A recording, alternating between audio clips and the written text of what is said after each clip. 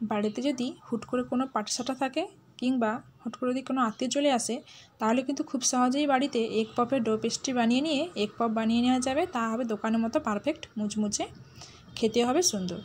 তার জন্য এখানে আমি নিয়ে নিয়েছি ময়দা, পরিমাণ মতো লবণ দিয়ে ভালো করে আগে ময়দাটা মিশিয়ে নেব লবণের সঙ্গে। এখন আমি তেল ইউজ করব না, ভালোভাবে মিশিয়ে নিয়ে তারপরে অল্প অল্প জল দিয়ে ভালো করে মেখে একটা সফট ডো বানিয়ে নেব। একবারে কিন্তু বেশি জল দিয়ে দেওয়া যাবে না, অল্প অল্প করে জল দিয়ে ভালো করে ডোটা বানিয়ে নিতে হবে। ডোটা কিন্তু এরকম নরম থাকবে। তারপরে ডোটাকে ভালো করে কিন্তু দু হাতের সাহায্যে টেনে টেনে ভালো করে ডোটাকে এরকম বারবার করে টানতে হবে। 5-7 মিনিট মতো ভালো করে এরকম টেনে টেনে ডোটাকে মেখে নিতে হবে। চাইলে তোমরা কিচেন স্ল্যাবের উপর রেখে এভাবে হাত দিয়ে টেনে টেনে করে মেখে নেবে। যত ভালো করে মাখবে তত ডো পেস্ট্রিটা ভালো হবে।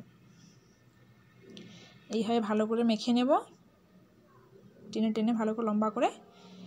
এখন দেখছো হাতে লেগে যাচ্ছে, মাখতে মাখতে কিন্তু এক পর্যায়ে দেখবে হাতে আর লাগবে না। এরকম মাখতে থাকছি, মাখতে মাখতে ডোটা সুন্দর আরও সফট হয়ে যাবে।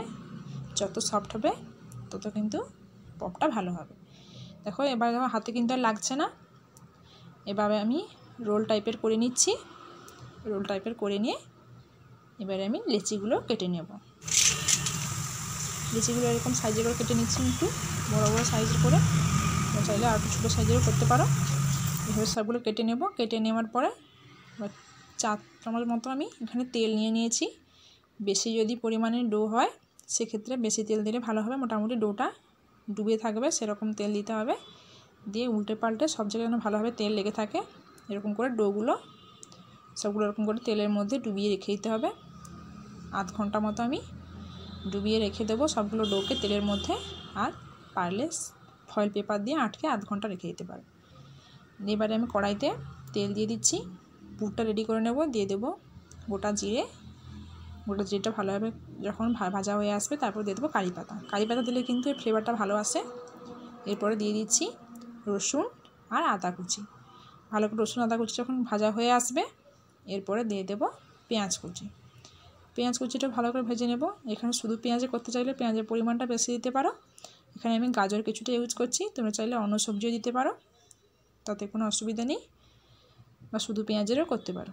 দিয়ে এবার দিয়ে দেবো পরিমাণ মতো লবণ, পরিমাণ মতো হলদি আর লঙ্কা পাউডার পরিমাণ মতো। এখানে চাইলে তোমরা কাঁচা লঙ্কাও ইউজ করতে পারো। যে যেরকম ঝাল খাবে সেরকম ঝালটা বুঝে ঝালটা নিজেরই দিয়ে দেবে।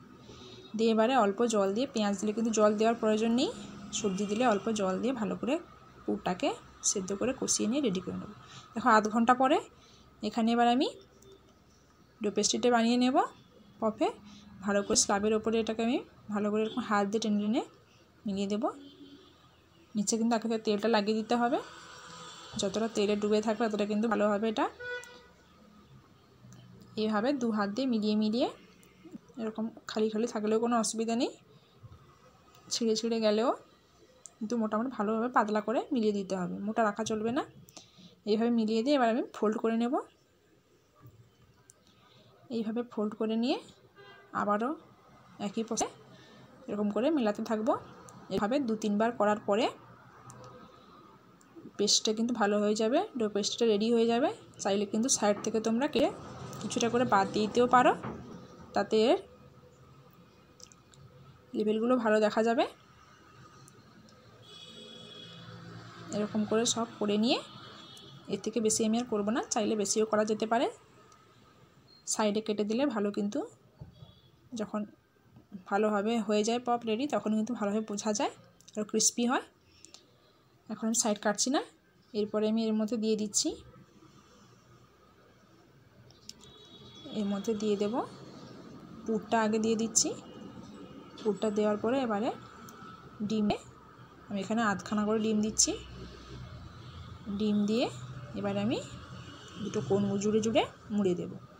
এইভাবে আমি বাকিগুলো একই প্রসেসে করে নেব। একইভাবে এই প্রসেসে করে নিয়েছি। এরপরে এখানে আমি একটা ডিম নিয়ে নিয়েছি, ডিমটা ফেটিয়ে নেব। ভালোভাবে ডিমটা ফেটিয়ে নেওয়ার পরে এরপরে এর উপরে আমি ভালো করে ডিমটা ব্রাশ করে, ব্রাশ ছিল না তাই আমি চামচ দিয়েই লাগিয়ে দিচ্ছি। যে পাত্রে বেক করবে সে পাত্রে রেখেও এরকম করে লাগালে ভালো হয়। আমি এরকম দেখানোর জন্য নিয়ে নিচ্ছি থালা, একবারে সবগুলো রেডি করে নিচ্ছি। এইভাবে রেডি করে নেওয়ার পরে তোমরা এই প্রসেসে এইভাবে চাইলে ফ্রাই করতেও পারো, নাহলে বেক করলেও ভালো হয়। এইভাবে দেখো আমি কিন্তু বেক করব, তাই আমি এখানটা পাত্রে একটু ফাঁকা ফাঁকা করে রেখে দেবো। দিয়ে আমি আগে থেকে কিন্তু কড়াইটা বসিয়ে রেখেছিলাম, ভালোভাবে হিট হয়ে গেলে, ফ্রি হিট হয়ে গেলে তারপরে আমি কড়াইতে বেক করার জন্য দিয়ে দিচ্ছি। এই দেখো রেডি। এভাবে তোমরা বানিয়ে দেখো, চাইলে এইরকম করে ফ্রাই করেও করতে পারো। পুরো সুন্দর হয়ে গেছে, ডিমটা দিলে কিন্তু কালারটা ভালো আসে। এভাবে বানিয়ে দেখো। ভিডিওটা ভালো লাগলে প্লিজ তোমরা লাইক কমেন্ট শেয়ার করে দিয়ে পাশে থেকে সাপোর্ট করো।